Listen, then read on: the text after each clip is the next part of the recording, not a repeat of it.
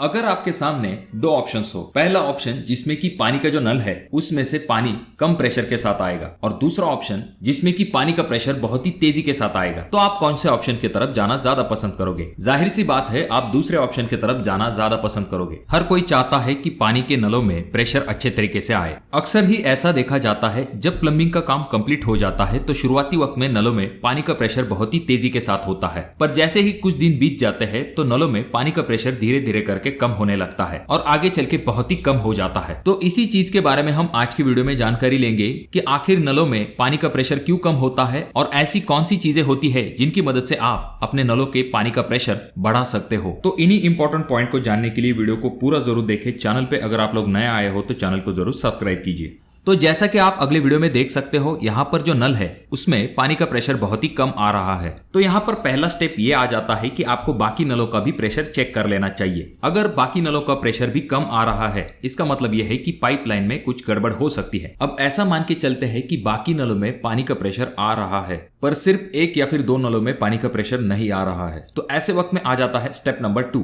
आपका जो पानी का नल है उसके आगे इस तरह का एक फिल्टर लगा हुआ होता है। आपको उसे पहले तो खोल लेना है, उसे एक बार प्रॉपर तरीके से चेक कर लेना है, उसे अच्छे तरीके से क्लीन कर लेना है। अक्सर ही होता यह है कि पानी का जब हम इस्तेमाल करते हैं तो पानी के साथ छोटे छोटे कण आ जाते हैं जो कि इस फिल्टर में जाके फंस जाते हैं। इस वजह से ये फिल्टर जाम हो जाता है। जब आप इसे अच्छे तरीके से क्लीन कर लेते हो तो वापस से आपके पानी का प्रेशर रेगुलर हो सकता है। अब आपने बाकी नलों के प्रेशर को चेक कर लिया, साथ में फिल्टर को भी क्लीन कर लिया, फिर भी अगर पानी का प्रेशर नहीं आ रहा है तो आ जाता है स्टेप नंबर 3।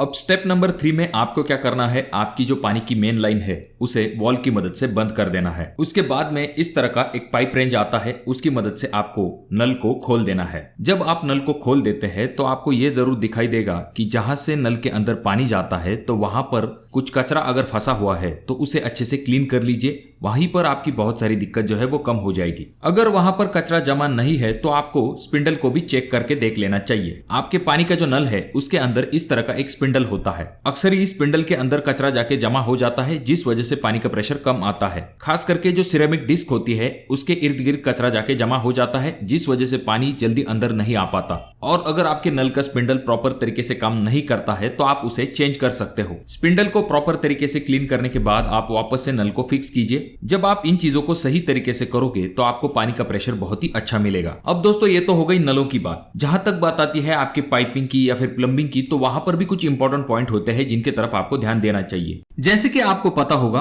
अगर पाइप एकदम सीधा है तो उसमें पानी का डिस्चार्ज ज्यादा होता है, यानी कि अच्छा खासा प्रेशर आपको मिल पाता है। परंतु जहां तक बात आती है जब भी पाइपलाइन को बहुत ज्यादा प्रमाण में बेंड इस्तेमाल किया जाता है या फिर लाइन बहुत जगह पर घुमाई जाती है, ऐसे वक्त में डिस्चार्ज कम हो जाता है और आपको पानी का प्रेशर कम मिल पाता है। तो इसके लिए आपको यह करना है कि सिंपल डिजाइन को चुनना है। बहुत ज्यादा घुमावदार आपको प्लम्बिंग लाइंस नहीं करनी है। जितनी ज्यादा सिंपल प्लम्बिंग लाइन आप रखेंगे उसके दो फायदे होंगे।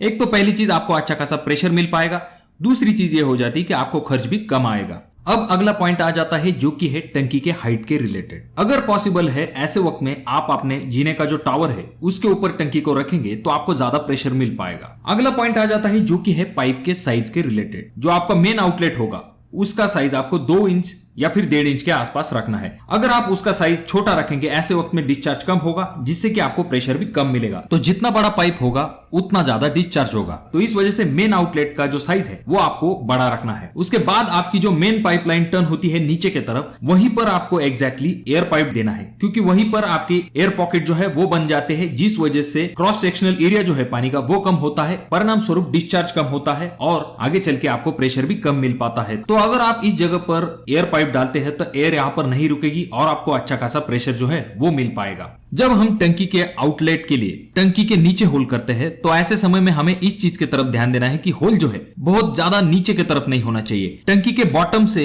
1-1.5 इंच ऊपर की तरफ आपको होल करना है। इसका फायदा यह होगा जब आप टंकी भरते हैं ऐसे समय में उस पानी के साथ मिट्टी के जो छोटे छोटे कण होते हैं वो नीचे की तरफ जाकर सेटल हो जाते हैं। अगर टंकी का आउटलेट बहुत ज्यादा नीचे है ऐसे समय में वो मिट्टी के छोटे छोटे जो कण है वो आउटलेट से होते हुए आपके नलों तक पहुंच जाएंगे और आपके नलों को जाम कर देंगे। जब आप आउटलेट का होल थोड़ा सा ऊपर की तरफ रखेंगे तो थोड़ा सा पानी जो है आपका टंकी में छूट जाएगा। टंकी साफ करते समय आप इस चीज को निकाल सकते हो। और जब भी हम घर की प्लम्बिंग लाइन करते हैं तो आपको ये चीज जरूर ध्यान में रखनी है कि कम से कम एल्बो का आपको इस्तेमाल करना है। जितने ज्यादा आप एल्बो का इस्तेमाल करेंगे तो वहां पर डिस्चार्ज आपको कम मिलेगा।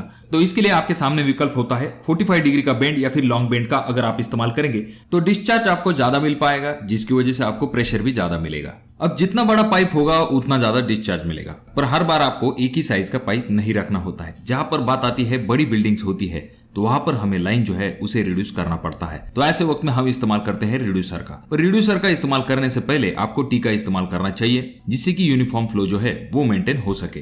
तो ये कुछ पॉइंट है जिनका कि आपको ध्यान रखना है जब भी आप अपने घर का प्लम्बिंग कराते हैं ऐसे समय में। अगर आपका घर बन चुका है और आपको पानी का प्रेशर नहीं आ रहा है तो कमेंट बॉक्स में कमेंट जरूर कीजिए। वीडियो अगर आपको अच्छा लगा हो तो जरूर इसे लाइक कर दीजिए, और अभी तक आपने चैनल को सब्सक्राइब नहीं किया दोस्तों तो कैसे चलेगा, चैनल को जरूर सब्सक्राइब कर दीजिए। तो मैं मिलूंगा आपको अगली वीडियो में, तब तक के लिए धन्यवाद।